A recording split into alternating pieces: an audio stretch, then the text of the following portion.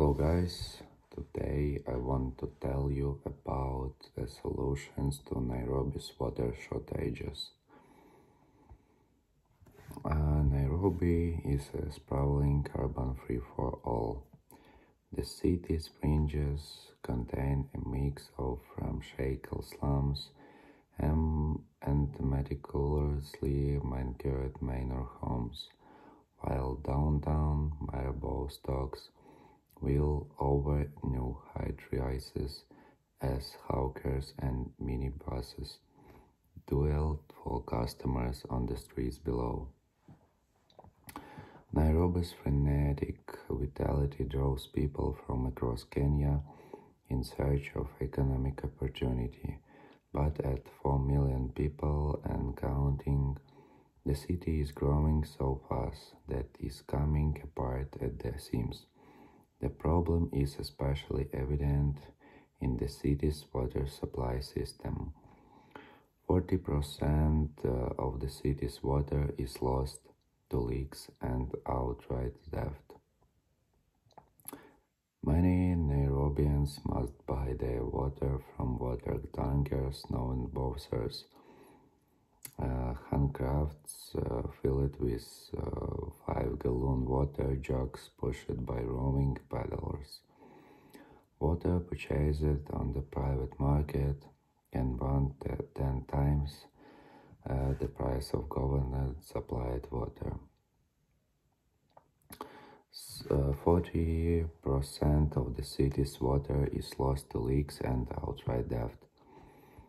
The headquarters of the Nairobi City Water and Sewage CO lies along a fantastical rutted road in the city's industrial section. In his office, engineer Philip Gidzinji lays out the stark reality. Even if the utility were to completely eliminate the problems of stolen and lost water, it would still only be able to meet about 2/3 of the city's demand. There is a huge deficit, he says, more than 66 million gallons a day. And as the population goes up, per capita supply will go down. We are only able to supply new development by shutting down others, he says. It's the new normal. Water management techniques on Kenya farms. Now, in an effort to get a handle on Nairobi's water problems, the utility is looking beyond the city's boundaries. Nairobi's water supply comes from the Tana River watershed to the north of the city. The landscape there is a mix of sprawling nature reserves and tightly packed family farms, about 300,000 of them averaging only 2/3 of an acre. Nairobi Water is partnering with the Nature Conservancy and several local companies on a wide-reaching project that will link urban citizens with farmers in the rural headwaters region.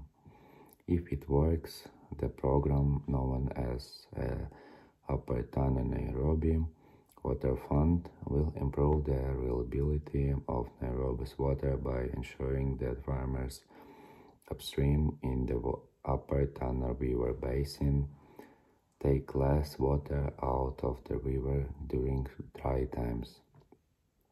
It will also improve the quality of Nairobi's water supply by keeping topsoil on farm fields. One of those farmers is Azar Wandia, who cultivates a small plot of steep hillside some 30 miles north of Nairobi. Here, amid an undulating landscape of deer, eucalyptus and leafy banana trees, Nairobi's intense energy feels a world away. Yet, Wandia is connected with the city. Just downstream for her farm is Nairobi River, from which Nairobi water feeds in supply system. With help from the water fund, Wendia planted a thicket of bamboo alongside a stream that runs along the bottom of her farm. The thick stalks now tower overhead and provide a silt-trapping buffer between Wendia's farm and the stream. You see, the water is clean, she says. The bamboo buffer is just one of several techniques that farmers are beginning to use to better manage water on their own farms. At the top of her farm, Wendia has installed a 30,000-gallon water pan to harvest rainwater. The plastic-light retention pond provides a reliable water source, which Wendia sprangly meters out through the dry season to irrigate tea and avocado trees. It also means that she no longer has to pump water directly out of the stream that runs along the bottom edge of her farm. And that is good for Nairobi. The Upper Tana Nairobi Water Fund is only 4 years old, and its success is not guaranteed. Yet small steps can have a huge impact, not only for individual farmers like Wendia and their families, but across the entire watershed. In such a short time, the program has already reached 25,000 farmers, and it plans to reach twice that many by 2022. Its success depends on improving the lives of farmers. Back in Nairobi, Fred Kihara, who helped launch the project for TNC, knows firsthand what the precariousness of the city's water supply feels like. I'm one of the lucky people with about 3 days of water per week, he says. When the water comes, he says,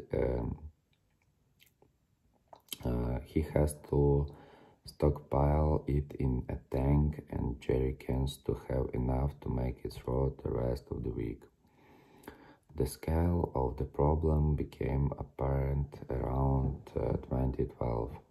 Nairobi realized that it had a 30% shortfall between demand and supply, Kihara says. They could not meet 30% of demand every day of the year, but TNC suggested that rather than building dams, treatment plants and other infrastructure downstream, Nairobi Water and others might embrace a newer approach, financing nature-based improvements near the Apartheid Mountains, the source of Nairobi water supply. Most of the time you hear a bigger dam is what is needed, says Anthony Kariuki, who now oversees the water fund for TNC. But in an era where climate change is disrupting rainfall in this region, he says, what if there is no water flowing? The bigger dam will only be a quarter full. This area's new normal is a shift in rain patterns, where annual rainfall is up slightly but arrives over fewer rain days.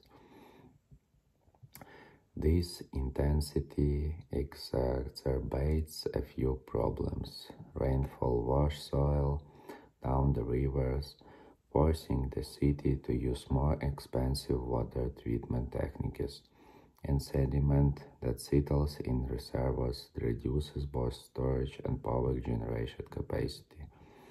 To finance this new kind of water supply improvement program, TNC proposed establishing a water fund. With a financing mechanism it has been developing for more than a decade. The idea is simple. urban water users essentially tax themselves to fund water conservation and quality improvement efforts higher up in their watershed. In 2000, TNC launched its first water fund in Quito, Ecuador. In the years since, TNC has helped establish more than 35 water funds worldwide. The Nature Conservancy began evaluating the potential for launching a water fund in Nairobi, says Kihara. In 2015, we did a business case study that said, we need to take this to scale. We need to protect the whole region. The results were promising. There's a 2-to-1 benefit. For every dollar you invest, we get more than $2 of benefit out of it, Kihara says. If you invest $10 million, then you are going to get $21 million in benefits, primarily by reducing water treatment costs, increasing hydropower production, and improving harvests. In 2015, TNC and its partners formally established the Tana Nairobi Water Fund, the first water fund in Africa. About $18 million in funding was secured from country governments, the International Fund for Agricultural Development, Kenya's Ministry of Environment, an international partnership called the Global Environmental Facility, and a long list of business partners, including the East Africa Breweries, the vegetable processor Frijoken, the Caterpillar Foundation, UPC, and the Coca-Cola Foundation. For many businesses, water scarcity becomes a limiting factor in their operations. According to Doris Candy, who oversees sustainability operation for Nairobi Bottles, the local Coca-Cola bottler, the soda is 90% water. Water is critical for us, she says. Until we have enough hands doing something up there, our challenge downstream continues to get even bigger. And when there's scarcity, then we all suffer. Perched on a eucalyptus-dotted slope above Tika Reservoir, James and Esther Kirkle's 2.5-acre farm is a veritable cornucopia. It is planted with pumpkin, arrowroot, corn, amaranths, kale, spring onions, bananas, avocados, and macadamia nuts. And they keep a cow for milk. Just downhill sits a thick carpet of tea trees, the source of most of the couple's income. A county extension officer named Carl Nguru has come to check on the Kaiko's farm. As Nguru speaks with them, she pitches in to help pick tea. Nestled within the tea trees are several small avocado saplings, provided with the help of the water fund. As the saplings grow, they will provide important forest cover and also sequester carbon dioxide, as well as give farmers a new high-value export crop. But Nguru casts a critical eye at one of the young avocado trees before she finally makes pronouncement. They need some boost. The soil here is acidic, so this suggests adding lime and manure to balance the pH. Within days, the water fund will broadcast a text message in Swahili to 18,000 farmers, alerting them to the problem, suggesting a remedy and providing contact information in case they need help. This text message network has helped overcome some of the challenges of working with thousands of small farms scattered over Kenya's hill country. The Water Fund uses text messages to survey farmers about their practices and needs, and to send technical advice and broadcast announcements about market events where a new crop types will be distributed. This kind of support is just a part of package of techniques that Anthony Kariuki, Kihara, Nguru and the Water Fund team are working to persuade local farmers to try, in order to take pressure off the rivers that Nairobi citizens depend on. At the heart of the package are the water ponds, hand-dug retention ponds that hold anywhere from 6,000 to 26,000 gallons of rainwater. The water ponds help farmers stretch their available supply of water across the 3-month gap between the short rains that end in December and the long rains that start in March.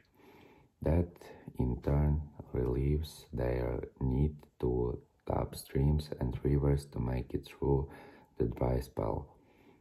Farmers provide the labor to excavate the water ponds, a process that can take 3 to 4 days in exchange. The Water Fund covers 70% of the cost of the heavy-duty plastic liners that prevent leakage. The fund also helps farmers reshape the steep, runoff-prone slopes on their farms into terraces, which better retain soil. That prevents streams and rivers from being choked with sediment while retaining topsoil, which helps boost crop yields. In addition, farmers can slow water runoff and prevent soil erosion by planting strips of neighbor grass, which can also be used as animal fodder. Farmers are encouraged to plant their crops at least 20 feet from streams and rivers, which reduces the amount of sediment that runs off into waterways. These improvements have helped open up new possibilities for farmers in the upper Tana River basin.